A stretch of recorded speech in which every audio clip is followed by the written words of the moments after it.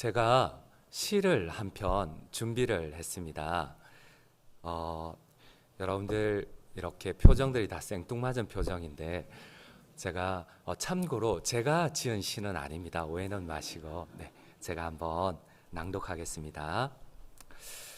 이제 나를 포기하려 합니다.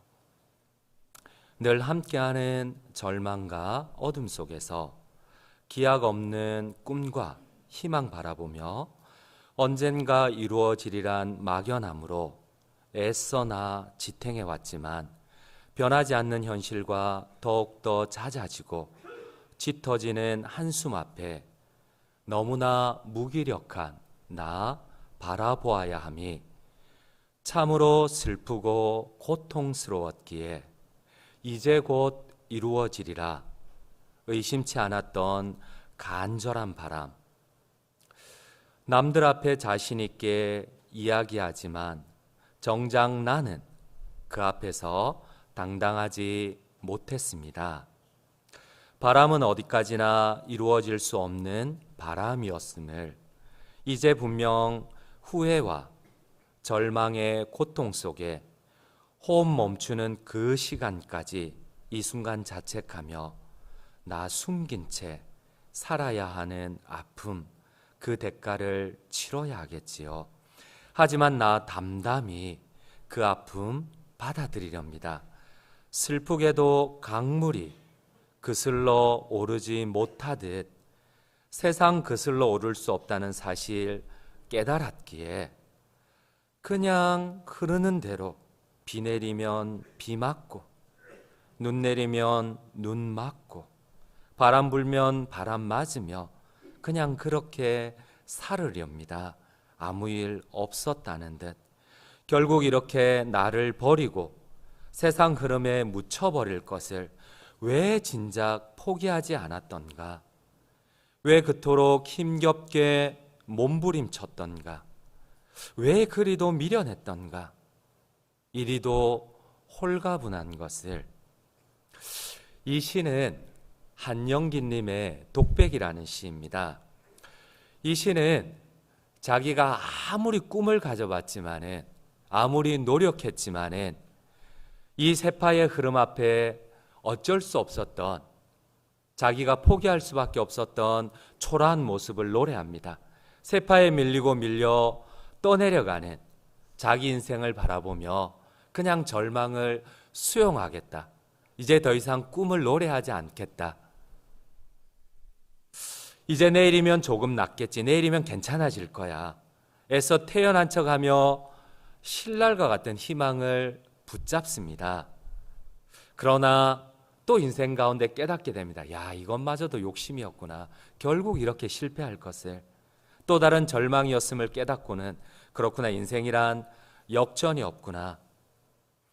그냥 이대로 주어진 현실에 순응하며 살아야겠구나. 이것이 인생이구나. 이제는 희망을 갖는다는 것 자체가 어리석고 불필요한 노력이라고 고백을 합니다. 여러분들은 어떻습니까? 여러분들은 어떤 마음을 가지고 오늘 예배 자리에 나와왔습니까? 더 이상 몸부림쳐봐도 소용없다는 좌절감, 그냥 물 흐르는 대로 흐르고 비 내리면 그냥 비 맞고 희망으로 새롭게 시작해 보건만 하루하루 생활 속에 희망은 조각이 되어 시간이 지나면 흘러가고 인생 역전이란 몇몇 사람들 소수에만 해당되는 그들이 만들어낸 말일 뿐 나에게는 해당이 되지 않는다고 혹시 나의 마음 가운데 무의식 가운데 그렇게 하나님 앞에 고백하고 있지는 않습니까? 두려움이 있지는 않습니까? 더 이상 희망을 가지면 차라리 희망을 가지면은 오히려 더 큰 절망 앞에 내가 무너질까 봐 이제는 주어진 삶에 그저 순응하며 사는 것이 인생이라고 그렇게 담담하게 받아들이지는 않습니까? 여러분 어떠세요? 이 시인의 고백처럼 이러한 마음이 시인만의 마음입니까? 오늘 나의 마음은 어떠십니까? 어쩌면 우리 역시도 인생을 살아오면서 계속되는 좌절 앞에 내가 이길 수 없었던 그 좌절 앞에 아무리 몸부림쳐와도 어쩔 수 없는 역경 앞에 포기하며 하루하루 살아가지는 않습니까? 그냥 비 내리면 비 맞고 바람 불면 그냥 바람 맞고 뭔가 새롭게 시작하고 도전하는 것이 별 수 없는, 아무리 힘써 보아도 바뀔 수 없는 인생이라고, 나에게 주어진 운명이라고 그렇게 생각하며 살아가지는 않으십니까? 그렇다면 오늘 우리는 성경을 보아야 합니다. 우리는 오늘 하나님께서 말씀하시는 한 여인의 마음을 집중해야 합니다. 인생의 큰 역경 앞에서 이러지도 저러지도 못했던, 하루에도 수백 번 수천 번 절망과 좌절 앞에서 마음을 고쳐 먹어야 했던 89살의 여인을 우리가 집중해야 됩니다. 하나님이 일찍이 10년 전에, 20년 전에, 30년 전에 찾아오셔서 약속을 주셨습니다. 하늘을 바라봐라. 네가 저 수많은 별을 헤아릴 수 있느냐? 내가 너에게 저 별과 같은 자손을, 허다한 자손을 주겠다. 바닷가에 모래를 세어봐라. 너 셀 수 있느냐? 내가 너에게 바닷가에 모래 같은 자손을 주겠다. 그런데 현실은 계속 실패만 거듭이 됩니다. 1년이 지나도 이 하나님의 약속이 이루어지지 않습니다. 2년이 지나도 3년이 지나도 한 5년쯤 되면 여기까지만 약속을 붙잡아도 대단한 믿음의 사람일 것 같아요. 그러나 이 여인은 10년이 지나도 하나님의 약속을 붙들었습니다. 20년이 지나도 30년 가까이 그녀의 나이 89살까지 하나님의 약속을 붙들었습니다. 아이를 주시겠다는, 너의 자손을 하늘의 별과 같이 바다의 모래같이 허다한 자손을 주겠다는 그 하나님의 약속을 70이 넘어도 80대에도 붙잡았습니다. 81에도 82에도 83세도 벌써 단산했고 생리가 끊어진 지 오래되었지만 그래도 하나님의 말씀을 붙잡았습니다.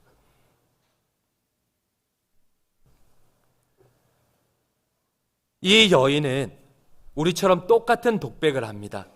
그렇구나. 뭐 내 인생 달라지는 게 뭐 있다고. 하나님의 약속을 붙잡은들 뭐 달라진다고. 내 인생도 똑같지 뭐. 그러나 이 여인은 89세까지 하나님의 약속을 붙잡았습니다. 그러나 여전히 좌절되는 그 반복 가운데, 역경 가운데 89세의 나이에 그 하나님의 약속을 놓아버렸습니다. 여러분, 근동 지방에서 여인의 생명은 자녀의 출산입니다. 지금은 물론 이런 얘기하면은 이렇게 맞아 죽습니다. 그런데 지금 시대가 아닙니다. 우리 조선 시대만 하더라도 칠거지약의 두 번째가 자녀 출산이잖아요. 이제 여성분들이 조금씩 저를 째려보기 시작하는데 지금 아닙니다. 옛날 시대를 얘기합니다. 저는 그렇게 절대 생각하지 않습니다. 저는 절대 그렇게 생각하지 않고 그 시대만 하더라도 여자는 여기 성경이 기록된 근동 지방만 하더라도 여자는 시집가기 전에는 아버지의 재산이었습니다. 인격으로 취급받지는 않았습니다. 마치 조선시대처럼. 그리고 시집가고 나면은 남편의 재산에 속하였습니다. 근데 이 여인에게 유일하게 소망이 있다면은 자녀를 출산하는 겁니다. 오늘날처럼 재미있는 것들이 없었어요. 오늘날이야 친구들끼리 만나고 커피숍도 가고 또 마음을 나누기도 하지만은 이 시대의 여인이 유일하게 할 수 있는 일은 젖을 짜고 치즈를 만들고 식사를 준비하고 또 유목 생활을 하면서 이렇게 정리를 하고 또 옮겨 다니는 게, 이게 여인의 전부였습니다. 이러한 여인에게 유일한 낙은 자녀를 출산하여 그 자녀를 이렇게 양육하는 게 여인의 유일한 꿈이었습니다. 그런데 그 꿈이 이루어지지를 않습니다. 차라리 소망이라도 없으면 포기할 건데 하나님이 약속을 하십니다. 주시겠다는 겁니다. 1년이 지나도 2년이 지나도 10년이 지나도 20년, 30년 가까이 벌써 이 여인의 몸이 89살이 되었습니다. 이 여인은 독백을 했을 겁니다. 내가 내 인생이 달라. 내가 소망을 가진 게 바보지. 그래 내가 특별하다고. 3살 먹은 어린아이도 아는 일을 바보처럼 내가 믿고 있었네. 그렇구나. 인생이란 기적이 없구나. 인생이란 주어진 현실대로 순응하며 살아갈 수밖에 없구나. 그러나 성경은 오늘 이렇게 말씀합니다. 결론을 짓습니다. 그녀의 나이 90의 나이에 성경은 이런 결론을 내립니다. 사라의 생애가 좌절이 아니라고 합니다. 절망이 아니라고 합니다. 어리석고 바보 같은 삶이 아니었다고 합니다. 끝까지 89의 나이까지, 아니 90의 나이까지 생리가 끊어졌지만은 하나님의 약속의 말씀을 한 번이라도 더 붙들었을 때에 이 여인에게 일어난 그 기적이 절망이 아니라고 합니다. 이 여인을 기적이라고 합니다. 이 여인을 믿음이라고 합니다. 절망에서 희망으로, 죽음에서 생명으로 인생의 대역전의 드라마가 펼쳐졌다고 증거하고 있습니다. 어쩌면 많은 사람들이 우리 역시도 고백하는 것처럼 인생은 변치 않는 현실인지 모릅니다. 우리가 살아가는 이 모습 그대로 우리가 죽을 때까지 그대로 이어질지도 모릅니다. 그러나 사라는 자신의 인생을 바꾸었습니다. 자신의 인생 가운데 하나님의 기적을 만들었습니다. 그녀는 89살에 포기했었습니다. 그때까지 믿음을 붙잡고 있었지만 89살에 포기했습니다. 그러나 다시 한번 믿음을 붙잡았을 때에 그녀에게는 기적이 일어났습니다. 도대체 무엇이 사라의 인생을 기적으로 만들었습니까? 여러분, 우리 가운데 사라의 인생을 손가락질할 사람 아무도 없습니다. 여러분, 하나님이 여러분들에게 약속을 주셨는데 여러분 그 약속을 언제까지 붙잡았습니까? 5년 동안 붙잡으신 것 정말 대단하십니다. 근데 사라는 5년만 붙잡았던 것 아닙니다. 60이 넘어도 70이 넘어도 그녀는 자신이 잉태하겠다는 그녀의 생리가 끊어졌어도 하나님의 약속을 하루에 10번이고 20번이고 100번이라도 좌절할 수밖에 없는 현실 가운데 하나님의 약속을 붙잡았습니다. 근데 그녀의 나이 89에 이 약속을 놓았습니다. 그러나 그녀가 다시 약속을 붙잡았습니다. 그럴 때 그녀에게 기적이 일어났습니다. 그녀의 90의 나이에 아이를 잉태하였습니다. 여러분, 저는 이런 생각을 설교를 준비하면서 이런 생각을 해보았습니다. 사라가 도대체 언제 하나님에 대한 믿음이 생겨졌을까? 여러분들은 언제 하나님에 대한 믿음이 생겨졌어요? 여러분들 교회를 출입하고 처음 교회에 오셨을 때에, 처음 예배를 드렸을 때에 하나님에 대한 믿음이 생겼나요? 그런 분들은 거의 없으실 거예요. 사라 역시도 마찬가지였습니다. 하나님께서는 그의 남편인 아브라함에게 직접 얘기를 하시고 남편을 인도하셨지 사라에게는 거의 말씀하시지 않으셨어요. 갈대아 우르입니다. 지금은 이라크 땅의 수도인 바그다드 아래쪽에 있습니다. 유프라테스 강 기퉁이에 있습니다. 그 갈대아 우르에서 살고 있는 아브라함에게 꿈의 환상 가운데 하나님이 찾아왔어요. 그리고 아브라함에게 명령하셨어요. 너는 본토 친척 아비집을 떠나 내가 지시한 땅으로 가라. 수천 리길을 가야 됩니다. 유프라테스 강을 이라크에서 출발을 해서 이란을 다 지나고 시리아 땅까지 위에까지 올라가야 됩니다. 그리고 다시 시리아를 지나서 이 지중해 연안을 쭉 따라서 가나안 땅에 들어와야 됩니다. 수천 리길을, 수만 리길을 걸어야 됩니다. 그러나 아브라함이 가니까 사라가 그 당시에 아브라함을 따라서 따라갔습니다. 그녀에게는 믿음이 없습니다. 아브라함 역시도 믿음이 없었습니다. 어떤 무섭고 두려운 신이 꿈 가운데 환상 가운데 찾아와서 명령하니까 두려워서 아브라함이 그냥 따라갔습니다. 그런데 사라와 아브라함의 믿음이 언제 생겼습니까? 어느 때 생겼습니까? 삶 가운데 우리에게는 언제 믿음이 생겨집니까? 여러분, 성경책 한 번 보면 우리에게 믿음이 생겨집니까?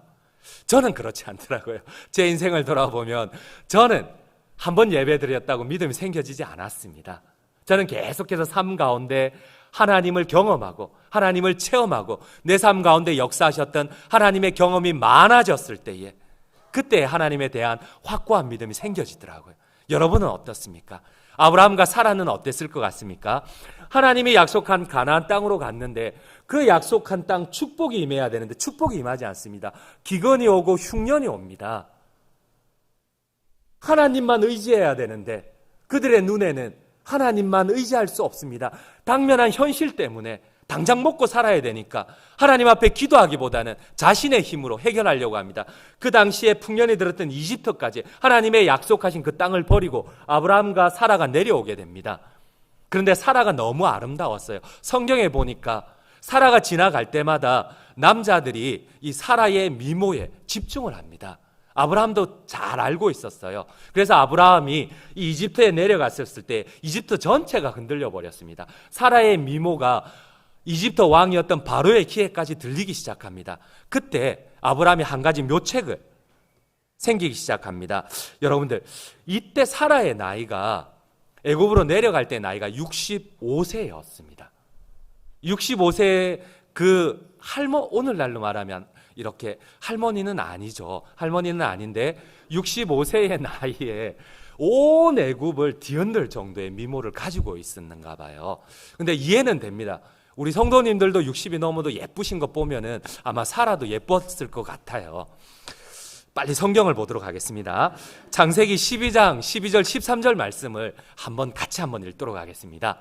애굽 사람이 그대를 볼 때에 이르기를 이는 그의 아내라 하여 나는 죽이고 그대는 살리리니 원하건대 그대는 나의 누이라 하라. 그러면 내가 그대로 말미암아 안전하고 내 목숨이 그대로 말미암아 보존되리라 하니라. 결국 아브라함은 자기가 살고 싶어서 아내를 누이라고 합니다. 그리고 바로가 그 누이를 달라고 합니다. 그리고 이 아브라함은 한평생을 살았던, 한평생 같이 살고 살을 맞댔던 아내를 팔아버립니다. 바로가 수많은 나귀와 수많은 재산을 줍니다. 암소를 주고 양을 주고 수량을 줍니다. 수많은 것을 받고 그 재물을 받고 자기의 아내를 바로의 궁에 보내버립니다. 여러분, 그때 아브라함과 사라가 믿음이 있었을까요? 믿음이 없었습니다. 하나님에 대한 믿음이 없었습니다. 여러분, 팔려가는 사라의 마음이 어떻겠어요? 우리 아내 되시는 여기 성도 여러분, 우리 남편이 자기 하나 살겠다고 나를 딴 남자한테 이렇게 보내버리면 여러분들 마음이 어떠실 것 같으세요? 이해가 되시겠어요? 지 하나 살겠다고? 마음이 억장이 무너지지 않으시겠어요? 여기 계신 우리 여성도님들 마음이 넓으셔서 아무렇지도 않게 받아들이는데 아마 사라가 정말 죽고 싶었을 것 같아요. 자기 살겠다고 살아온 아내를 남의 남자 품에 보내는 이 남편이 얼마나 비겁하겠어요. 여러분, 아니에요? 오히려 돈 많은 남자한테 가니까 좋은 거예요? 인생 역전된 거예요? 아니잖아요. 그런데 왜 표정들이 그럴 수 있지 이렇게 여러분들 마음이 저한테 보여지는 것 같아서 제가 조금 혼란스럽습니다. 그런데 여러분, 아브라함의 마음은 어땠을 것 같아요? 아브라함의 마음은 얼마나 비참했을까요? 사랑하는 아내를 자기가 죽을 수밖에 없는 입장에서 보내야만 하는, 여러분, 이때 아브라함이 믿음이 있었을까요? 하나님에 대한, 전능하신 하나님에 대한, 바로 이까이 아무것도 아니라고 하시는 그 전능하신 하나님에 대한 믿음이 있었을까요? 아브라함도 얼마나 마음이 찢어졌겠습니까? 우리 남자분들 표정을 보니까 뭘 그래, 아무렇지도 않겠지, 오히려 이랬을까요? 나이 든 아내 보내고 젊은 아내 취하면 되겠다, 이런 생각을 했을까요? 그럴 수도 있겠습니다. 왜 옛날 속담이 이런 거 있잖아요. 남자는 10 아내 안 힘들어 한다고, 좋아한다고, 이런 거. 장례식장에서 어떻게 한다고요? 남자는 왜 화장실에 가서 웃는다고 그러지 않습니까? 근데 어떻게 본다면은 틀린 말인데 또 어떻게 본다면 맞는 말인 것 같기도 해요. 나중에 이제 아브라함의 가운데 그런 모습이 좀 나타나기도 하거든요. 근데 여러분, 남편도 아내도 너무 비참한 가운데 아마 있었을 것 같아요. 이 아브라함의 마음이 얼마나 찢어졌겠습니까? 이 사라의 마음이 얼마나 찢어졌겠습니까? 그러나 그 두 사람은 어떻게 할 수가 없었어요. 믿음이 없었어요. 아무런 믿음이 없었어요. 그런데 이 둘을 가만히 놔둘 수 없는 분이 계십니다. 바로 우리 하나님이십니다. 여러분, 이때에 아브라함도 아무 일도 하지 못하고 자신을 절망할 수밖에 없는데, 사라도 아무것도 못하고 비참해할 수밖에 없는데, 우리 하나님이 개입을 하십니다. 하나님이 친히 바로를 찾아가십니다. 바로의 집안에 재앙을 내리시고 하나님이 말씀합니다. 사라를 보내라고 합니다. 그때서야 바로가 깨닫고 너의 신분이 무엇냐? 그리고 그 아내를 돌려줍니다. 여러분, 아브라함과 사라가 언제 믿음이 생겼을까요? 수천 리길을 하나님과 동행하고 약속의 땅에 갔지만은 기근이 들었을 때에 하나님을 붙잡지 못했습니다. 그러나 그의 인생 가운데 계속해서 개입하시고 자신의 힘으로 풀 수 없는 문제들 가운데 하나님이 들어오십니다. 하나님이 풀어주십니다. 그때에 아브라함과 사라는 믿음을 가지게 됩니다. 도저히 불가항력적인 현실에 친히 찾아오시고 역사하시는 하나님을 조금씩 경험하면서 믿음이 생기기 시작합니다. 창세기 12장 17절 말씀을 한번 같이 읽도록 하겠습니다. 12장 17절입니다.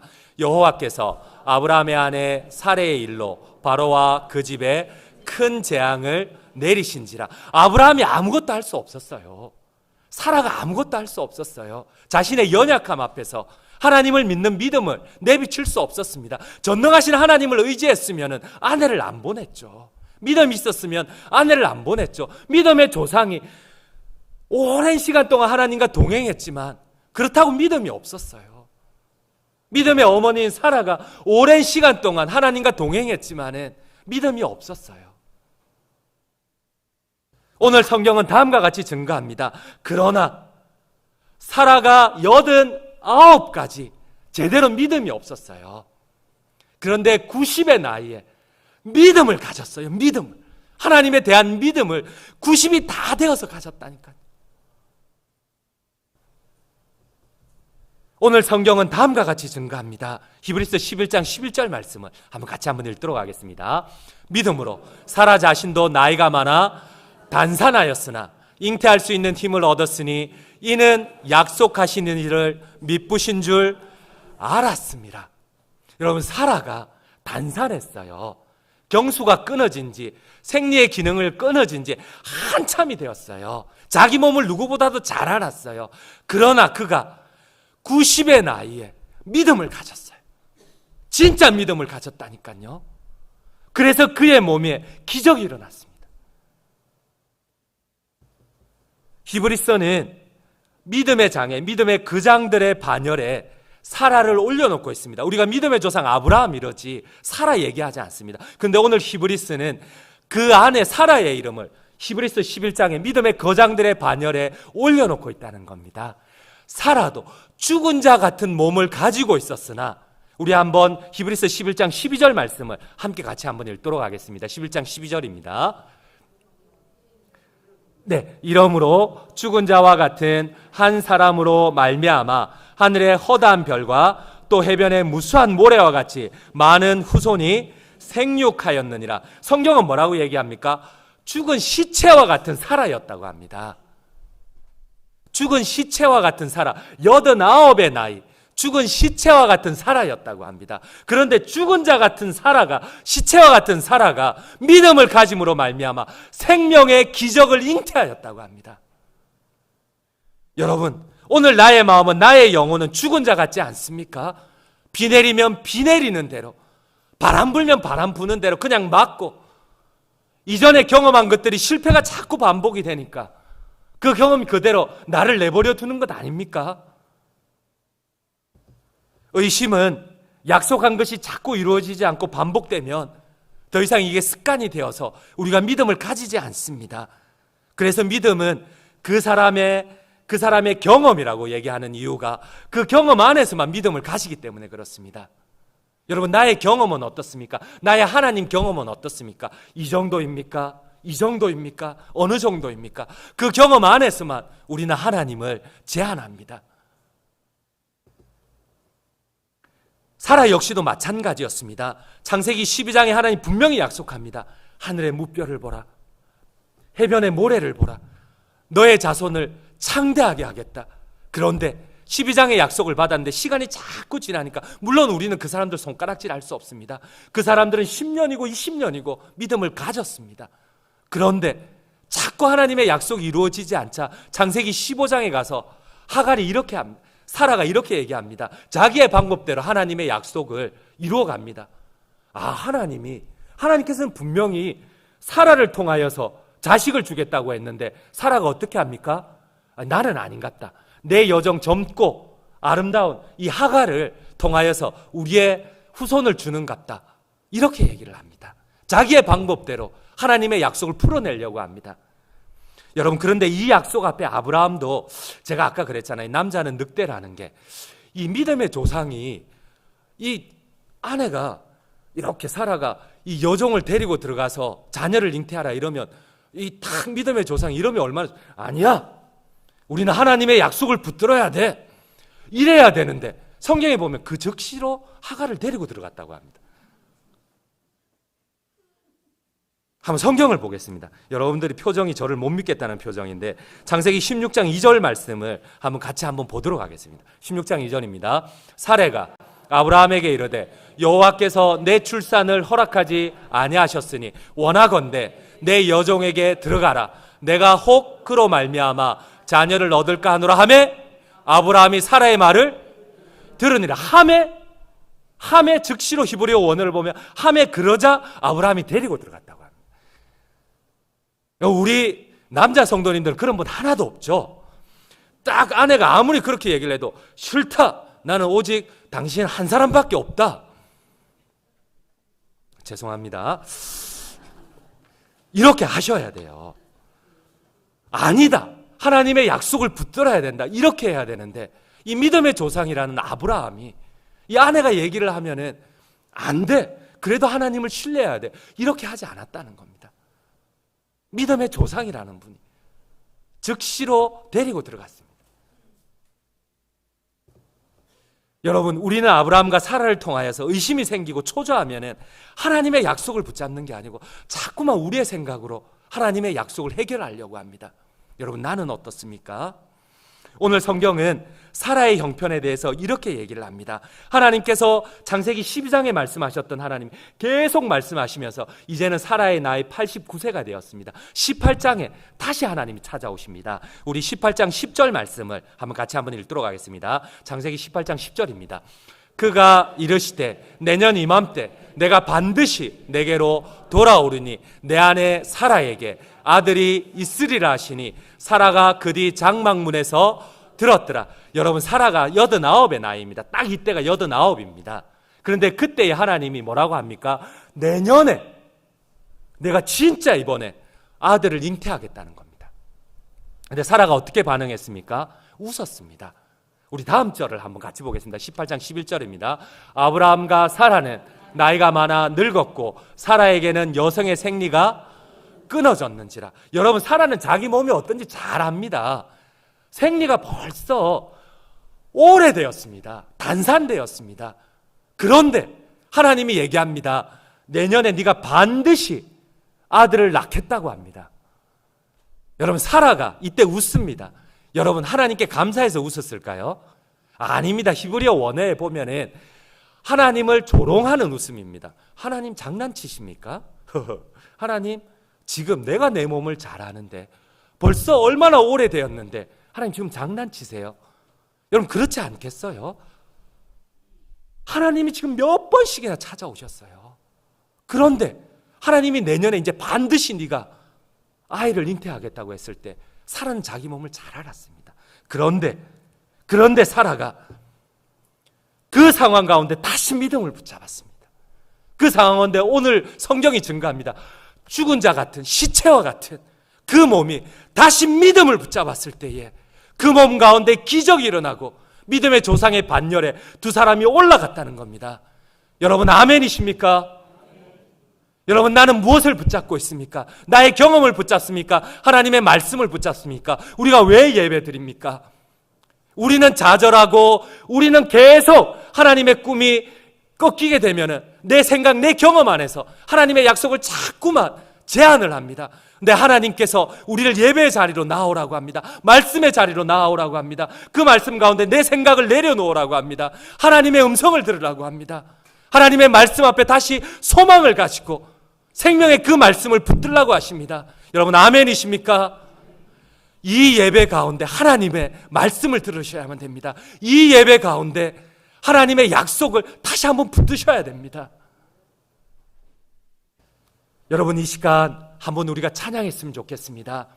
비록 허무한 내 인생이지만은, 계속 실패할 수밖에 없는 내 인생이지만은, 우리를 고와 같이 내버려 두시지 아니하시고 계속 찾아와 주시고 생명을 주시는 그 하나님을, 그 하나님 나를 인도하여 주시옵소서. 내 인생 가운데 생명을 다시 한번 회복시켜 달라고 우리 한번 주신 말씀 기억하며 함께 찬송 드리시겠습니다. 성령이 오셨네. 함께 고백 드리겠습니다.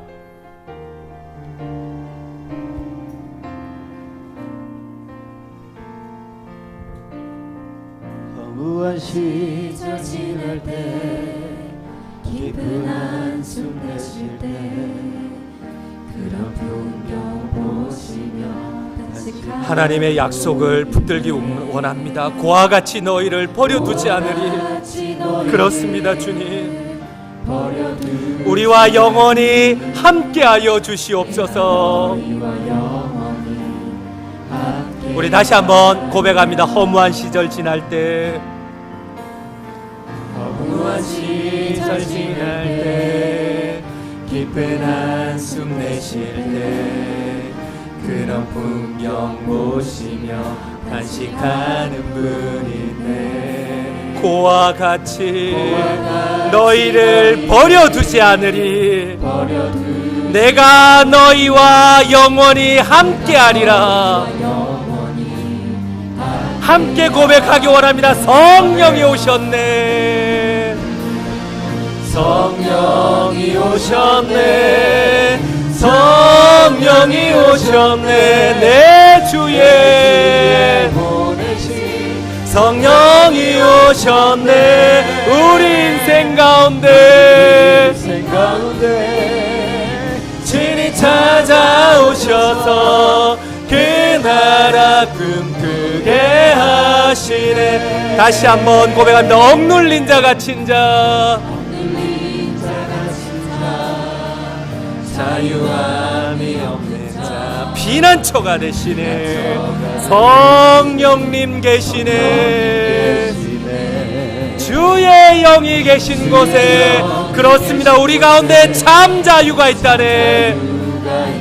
진리의 영이신 성령이 오셨네. 아멘. 성령이 오셨네. 성령이 오셨네. 성령이 오셨네. 내 주에 보내신 성령이 오셨네. 우리 인생 가운데 친히 찾아오셔서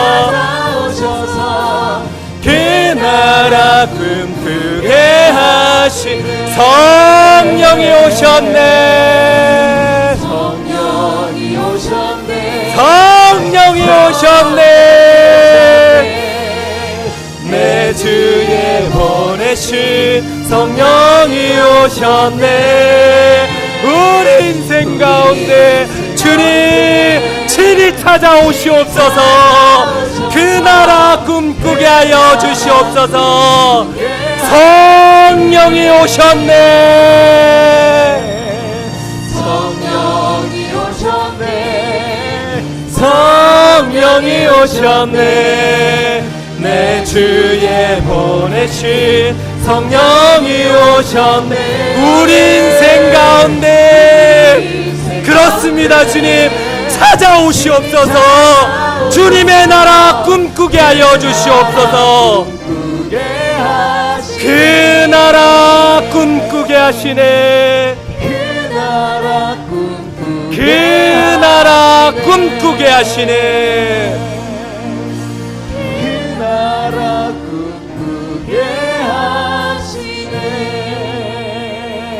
조용히 눈을 감아 보시기를 바랍니다. 말할 수 없는 슬픔 가운데 울고 있습니까? 도무지 불가항력적인 역경 가운데 자포자기합니까?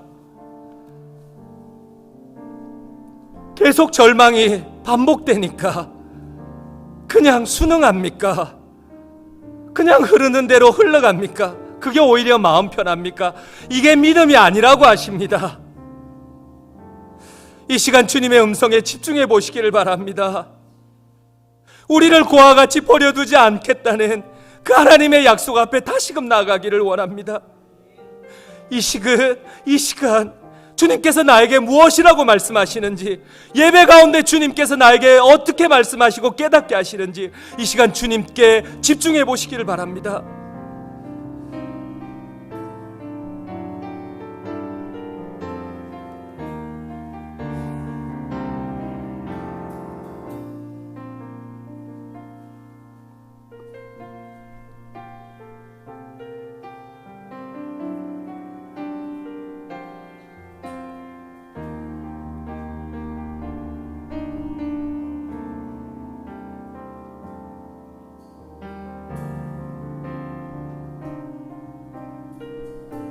이 시간 함께 통성으로 기도하겠습니다.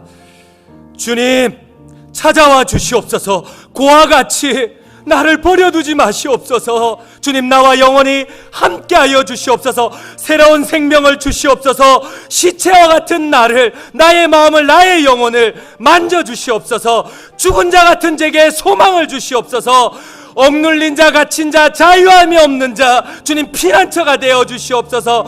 나의 인생 가운데 찾아와 주시옵소서. 우리 한번 간절히 주님 귀하신 이름 주여 크게 외치며 기도하며 나아가시겠습니다. 주여, 아버지 찾아와 주시옵소서. 나의 인생이 허무합니다. 깊은 한숨 가운데 있습니다. 하나님, 탄식하시는 하나님, 그와 같이 저희를 버려두지 마시옵소서. 주님, 나와 영원히 함께하여 주시옵소서. 성령님 오시옵소서. 성령님 오시옵소서. 내 주에 보내신 주의 성령님, 나의 마음 문을 열고 주님을 영접합니다. 주님, 내 마음 가운데 자정하여 주시옵소서. 내 마음을 치유하여 주시고 다시금 하나님의 꿈을 꾸게 하여 주시옵소서. 아버지 하나님, 좌절하지 않겠습니다. 내가 내 인생의 주인이 아닙니다. 주님께서 나의 인생의 주인이 되어 주시옵소서. 억눌린 곳에서, 갇힌 곳에서, 자유함이 없는 곳에서 아버지 하나님, 진리의 영이신 주의 성령께서 자유하여 주시옵소서.